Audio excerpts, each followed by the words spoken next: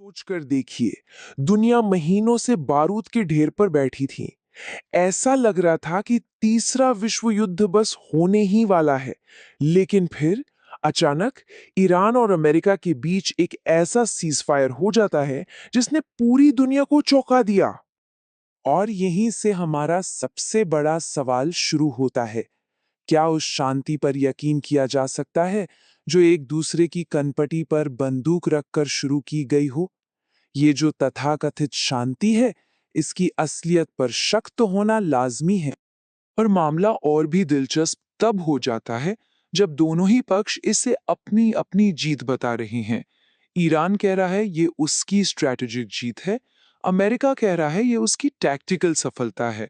तो सवाल ये है कि अगर सब जीत गए तो फिर असल में झुका कौन? चलिए इस मामले की तह तक चलते हैं। सबसे पहले ये समझते हैं कि ये सीज फायर हुआ कैसे। ये किसी बातचीत या डिप्लोमेसी से नहीं, बल्कि एक सीधी और बहुत ही शक्तिशाली धमकी से हुआ। ये सिर्फ कोई सियासी बयानबाजी नहीं थी। ये एक साफ साफ स्ट्रेटेजिक मैसेज था जिसने ये क्लियर कर दिया कि अब मनाने का दौर खत्म हो चुका है। अब सिर्फ अंजाम दिखाने की बारी थी। और इस धमकी का असर फौरन दिखा। ईरान का जो अड़ियल रवैया था वो पूरी तरह बदल गया। जो देश पहले किसी भी कीमत पर झुकने को तैयार नहीं था, वो अचानक बातचीत की मेज पर आने को मजबूर हो गया। और देखिए, सबसे जरूरी बात यह है कि ईरान ने सिर्फ लड़ना बंद नहीं किया, उसने बिना एक भी गोली चलाए अपने एक सबसे जरूरी स्ट्रेटेजिक पॉइंट को भी छोड़ दिया। ये इस बात का पक्का सबूत था कि उस पर दबाव कितना जबरदस्त था। लेकिन मिलिट्री की धमकी तो कहानी का सिर्फ एक हिस्सा थी।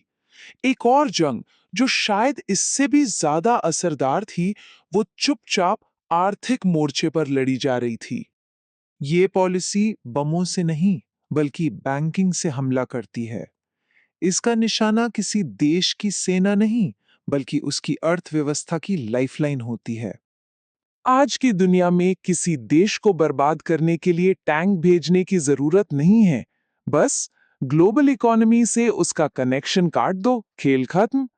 इस सिचुएशन ने दोनों पक्षों के लिए एक नामुमकिन हालात पैदा कर दिए थे। एक तरफ ईरान था जो पूरी तरह से आर्थिक बर्बादी और अंदरूनी बगावत का सामना कर रहा था, तो दूसरी तरफ अमेरिका जो रोजाना लाखों डॉलर इस जंग में फूंक रहा था, जिससे उसके अपने देश में सवाल उठने लगे थे। इस हाई स्टेक्स गेम में एक ऐसे खिलाड़ी की एंट्री हुई जिसकी किसी को उम्मीद नहीं थी। पाकिस्तान, जो खुद को एक शांति दूत के तौर पर पेश कर रहा था। ऊपर से देखने पर तो ये एक बहुत बड़ी डिप्लोमैटिक जीत लग रही थी। ऐसा लगा कि पाकिस्तान ने दो दुश्मनों के बीच एक पुल का काम किया है। लेकिन क्या सच में उसकी मंशा शांति स्थापित करने की थी? सच्चाई इससे कहीं ज्यादा उलझी हुई है। इस लड़ाई की वजह से पाकिस्तान की अपनी इकोनॉमी की हालत खराब हो गई थी और उसे अपनी बका और इंटरनेशनल इमेज बचाने के लिए इस सीज फायर की सख्त जरूरत थी। और प्रधानमंत्री शहबाज शरीफ की इस एक गलती ने उनकी असली मंशा दुनिया के सामने ला दी। क्रेडिट लेने की इतनी जल्दी थी कि यह साफ हो गया कि यह शांति का इस्तेमाल दुनिया से मदद मांगने के लिए करने की एक बेचैन कोशिश थी। और ये सारी बातें हमें इस सिचुएशन की नाजुक हकीकत पर लाकर खड़ा कर देती हैं। एक ऐसी हकीकत जो सिर्फ एक नंबर पर टिकी हुई है। ये कोई परमानेंट सॉल्यूशन नहीं है। ये बस एक टेम्पररी ब्रेक है, सांस लेने की मोहलत। पर्दे के पीछे दोनों पक्ष आज भी एक दूसरे को तबाह करने की ख्वाहिश रखते हैं। लड़ाई की जो असली वजह है वो कहीं नहीं गई।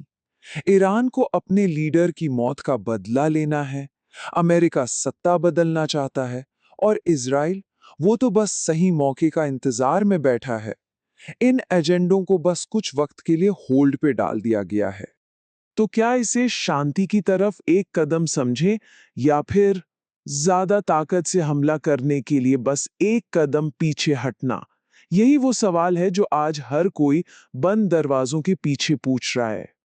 तो आखिर में जब दुनिया इन 14 दिनों की खामोशी का जश्न मना रही है, हमें यह सोचना होगा कि क्या ये चाकू की नोक पर पैदा हुई शांति किसी बहुत बड़े तूफान से पहले की खामोशी तो नहीं है।